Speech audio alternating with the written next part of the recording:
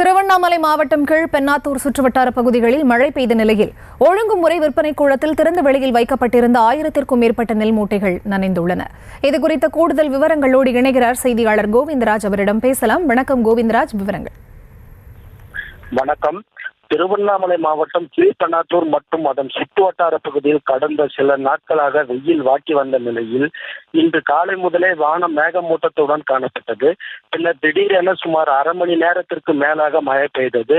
தற்போது கீழ்பென்னாத்தூர் மற்றும் அதன் சுற்றுவட்டார பகுதிகளில் நெல் சாகுபாடு பணிகள் நடைபெற்று வருகின்றன.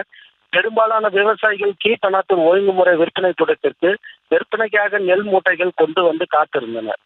இந்நிலையில் ஒழுங்குமுறை விற்பனை கூடத்தில் திறந்த வெளியில் வைக்கப்பட்டிருந்த சுமார் 1000க்கும் மேற்பட்ட நெல் மூட்டைகள் திடீரென பெய்த மழையால் நெல் மூட்டைகள் நனைந்து சேதமடைந்தன.